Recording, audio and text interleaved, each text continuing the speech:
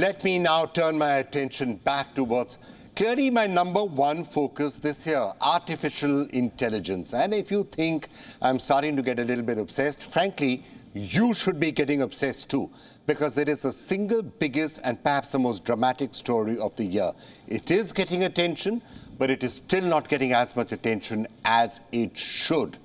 Most of the mainstream media, for example, blipped over a development earlier this week, an open letter calling for a 6-month pause on AI development beyond the basic levels at which it is already taking place. The letter reads, and I quote, "We call on all AI labs to immediately pause for at least 6 months the training of AI systems more powerful than GPT-4. This does not mean a pause on AI development in general, merely a stepping back from the dangerous race to ever larger, unpredictable black box models with emergent capabilities. AI research and development should be refocused on making today's powerful state-of-the-art systems more accurate, safe, interpretable, transparent, robust, aligned, trustworthy, and loyal." Now, do you know all of the people who signed that letter? Elon Musk, of course, the CEO of SpaceX, Tesla, and Twitter, Steve Wozniak, the co-founder of Apple, Noah Harari, co-founders of Skype, Pinterest, Getty Images. It's a really long list, and it includes some of the sharpest minds in the field of science and technology. So it's not just us being paranoid. This is something that deserves attention. And it deserves attention not because AI is inherently bad, but because it could be so powerful that it needs to be developed with care, with concern, and with guardrails. And if you read that open letter, that's essentially what is being said out there. Continue to develop it, but black box systems where you're not completely sure what is happening, and systems that can have emergent capabilities. That means it can start thinking for itself. It can do things which you can't predict. Be careful about those. Don't do those until we have put safeguards into place. That's essentially what the open letter is asking for. But if you watch our interviews with people like Nick Bostrom, there was one major reason for concern, and that's the Skynet sort of an eventuality, and you know how it goes. Artificial intelligence becomes artificial general intelligence. That artificial general intelligence becomes super intelligence, way more intelligent than human beings. It gets so many capabilities that it could wipe out mankind. You know, that sort of a situation. It's the standard threat. But that's not the only threat. Many of you have read Yuval Noah Harari, and it's another sort of a person who's now coming out and saying you need to think this through. He's considered one of the finest historians of our time, one of the best minds, as some people would say. Now, earlier this week, Harari wrote a piece on AI, artificial intelligence. In that essay, he argued that AI will be the end of us, but for a very different reason from what Bostrom wrote in Superintelligence.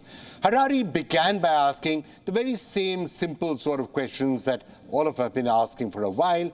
Imagine that as you're boarding an airplane, half the engineers who built it tell you that there is a 10% chance that the plane will crash, killing you and everyone else on it. Would you still board it? Now, let that thought sink in. And as you're letting that thought sink in, remember that to some extent is what's happening right now. That open letter I was talking about, these are the people who developed AI. They are some of the most profound thinkers on AI. And they're writing open letters saying, this is so powerful, this is so strong, this is so major, it could potentially be an existential crisis. So you need to pause it, we need to think about this. Look at what Harari is saying. Harari cites a recent survey where 700 top academics and researchers working on AI were asked about the future risks associated with AI. Half of those surveyed, 50%, said there is a 10% chance that AI could lead to human extinction. Scary, right? Now, those who watch this show regularly will not be surprised, because this is something we've been talking about for a while now. AI is really important. It is really powerful. It is going to change our lives. It's going to change the world. But we need to be careful with it. But now, let's come to the twist. Harari says that the risk does not come from that Skynet scenario that you've heard me talking about in the past, but from the ability of these platforms to manipulate and to generate language, and through it to also manipulate communication and messaging. It's a whole different type of risk. Let me explain that a little bit further. Harari asks, what happens when AI starts writing virtually all stories, writing laws, writing books, writing policies? What happens when AI starts writing lyrics, painting pictures, creating art? What happens when AI starts painting an image of the world, one that it wants us to see? Not the whole world necessarily, not the real world, but AI's version of the world. You know, it could be a biased version. What happens next? The answer, simple. We humans will end up changing. Why?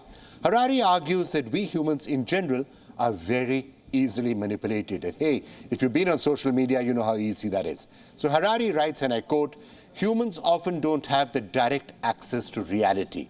We are cocooned by culture, experiencing reality through a cultural prism. Our political views are shaped by the reports of journalists and the anecdotes of friends. Our sexual preferences are tweaked by art and by religion. That cultural cocoon has hitherto been woven by other humans. What will it be like to experience reality through a prism produced by non-human intelligence? For thousands of years, we humans have lived inside the dreams of other humans. We have worshipped gods, pursued ideals of beauty, and dedicated our lives to causes that originated in the imagination of some prophet, some poet, or some politician. Soon, we will also find ourselves living inside the hallucinations of non-human intelligence, unquote.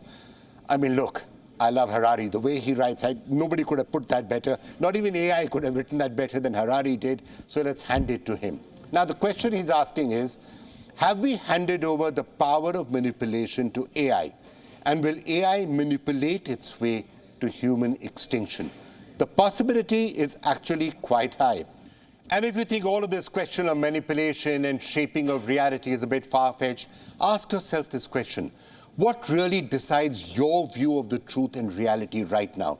Aren't you picking up a lot of that on social media? Aren't you being really influenced in some way by the stories that you tend to watch? And those are stories that are being sent to you on Instagram or Facebook, or algorithms are deciding that these are the stories that you should be watching. Those algorithms are AI also. Your version of reality, when you're hearing what's happening with Trump, for example, right now, the stories that you would be seeing perhaps if you are belonging to the right would be very different to the stories you're seeing if you belong to the left. So to some extent, that shaping of reality by algorithms are already starting to happen. I'm going to come back to this theme in subsequent programs, but to some extent, the echo chambers that we are living with, that is something that has already started to happen. You can call it AI manipulation, you can call it algorithmic twist, you can call it big social media companies doing what they need to do. But to some extent, reality is already being shaped. And let me now put some of those questions to Pernille Tranberg. She's an independent advisor in data and in AI ethics, and she's joining us from Copenhagen. Right, thank you so much, Pernille, for joining us. Look, we've been talking about AI risks in existential terms all this time, and superintelligence and Skynet, and the world is going to be wiped out. But there are other concerns too. Harari is talking about the manipulation of language and the shaping of realities. We saw this letter, by the way, being written, saying pause all research in AI for 6 months, at least black box research. What do you make of it? Do you agree with some of those concerns? Well, I must say I totally agree. I think there are two big risks here. And the one is that humans will be manipulated also by our feelings, by a very clever machine. And that's very, very worrying if we don't know if we speak to a machine or to a human being. And my second worry is, for now, it's a misinformation, which you can actually personalize to everybody and make it very, it will really hit you in another way, because most of these companies behind generative AI also sit on a lot of data about you. So they can manipulate you in various directions. So misinformation and feelings being manipulated is something I'm very worried about right now. So when we talk about those letter writers, they're talking about an existential danger that is still to come. They are saying, do not develop an AI that could become an AGI and then become a super intelligence, and that does create a very powerful system that could wipe out mankind. That's what the letter writers are saying. But what you're saying is that even before you get to that stage, there are still very real risks present even today, even based with what AI is today. You're saying a lot of those risks are already playing out around us as we speak, and it's been happening for a while. Well, I will say, yes, it is already happening. We know that the Americans can't even agree whether who won the election because of manipulation of or misinformation, right? So we see that already now. We also see even very clever human beings like engineers working with generative AI, that they can be manipulated into thinking that they're talking to a 7-year-old. So if ordinary people use this generative AI, it must be so much more easy to manipulate them. So yes, I'm talking about what is happening right now.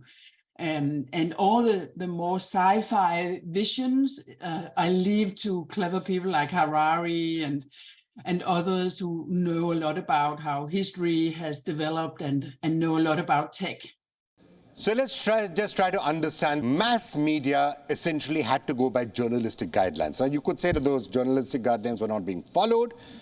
But what's happening is that everyone's been attacking mass media and saying this is fake news, this is wrong. The mass media, the mainstream media is biased. So what you're seeing today is, if you're a Trump supporter reading all of this stuff about the indictment, you will be shown lots and lots and lots of content that makes you further believe that this is what is happening and is being treated unfairly. And it's the reverse. If you're opposing Trump, you will be shown a lot of content that justifies that belief. If you're in India, if you're left-wing or right-wing, you will be shown content that further justifies or underlines your belief. That leads to polarization. What we seem to be having is almost a tribal society. We're going back to a tribal society where you believe to tribes, and algorithms have done that to us. AI has done that to us already. That's so true. And that's why in Nordic countries, I'm from a Nordic country, Denmark, and all Nordic countries, they have a very high state support for media, for publicistic media, because we know it's so important that we have high credibility towards some of those news. And that, I don't know how it is exactly in India, but we can see in the US, it's a very, very sad development. And it's probably one of the biggest threats to democracy, I would say. Yeah, but trust me, in India, if anything, it's even more extreme than the United States when it comes to polarization and the extent to some of the misinformation that is circulating. But let's just understand, why does this happen? Why is it that algorithms are pushing opinionated stuff to you? Is because if they are sending you stories that justify your own basic beliefs or resonate with your own beliefs, you're more likely to click on them. And if you click on them, the companies make more money. And that's why the algorithms are doing it. It's not because this is evil AI. This is algorithms doing their job and doing it really well, showing you content that you're likely to click on, and therefore making money for the companies. It's called clickbait. Yes, it is to get more money out of your reading or looking or watching or whatever you're doing. Yes. Yeah, so it's clickbait. So now what could happen is that as generative AI really comes up, it could become much, much worse, because now even the stories themselves, you don't know whether they are generated by humans or is generated by AI. Maybe AI is creating stories just to make you click it. Yeah. So today we're seeing the advertising system, which was built by Google. That's a mean actor in a way of personalization and giving you more of the same and the clickbaits. But with generative AI, it's much, much easier. And you can use other methods to get out to people and manipulate us in different ways. You will also use this system, but you can get much more out of the AI tools and produce very fast news you can use according to your opinion. Oh yeah, and what could make it even more out of control is that it's not just a question of the algorithm showing you stories that will justify your bias to get you to click on them. You're saying that the generated systems can, and almost certainly within the future, will be able to look at you, will be able to figure out that, okay, I know exactly how to write stories and to create stories in a manner that you can be manipulated into thinking in a certain manner or behaving in a certain manner or certainly clicking those stories. These stories do not exist. They're entirely fake, but they are being created and written in a manner to get you to watch them. Is that what you're saying? Yes, but of course it depends on how much the various companies know about you. I'm very careful with my private data. I don't give it to Facebook, for example, but a lot of people are very open about their opinions and their likes and everything. They use their own name. So it's mainly those people, which is the majority, who have given away so much data about themselves that you can personalize it very direct to them. Now, last question. The AI genie is already out of the bottle, isn't it? So how are you going to put it back inside? Once it's out, how are you going to put the genie back into the bottle? Can it even be done? I think we can only do it by regulation. We have to have governments to stop this, and it should be China and the US together, because China and the US are fighting and competing, and they can stop it. I don't think Europe can stop it. We might be able to stop it in Europe. I have no idea. But I mean, it's so easy to use it still as a European. But I think the US and the Americans have, the China and the Americans have to stop it and pause it until we have some laws ready. You know, in Europe, we have a law called the AI Act. It's not even out there yet. It's not enforced yet. So this is the development is just racing ahead, and we're seeing companies not taking responsibility. And probably Microsoft is the worst of all. Microsoft, who has been a very responsible player for a couple of years, at least they have profiled themselves as a responsible player. Now they have started the race, and they are heading the race in a very, very irresponsible way. All right, Pranil, thank you so much for joining us. We live in exciting times. Let's see what the world is like approximately a year from now, if not 2 or 3 years from now. Thank you so much for joining us. We'll keep track of what is happening.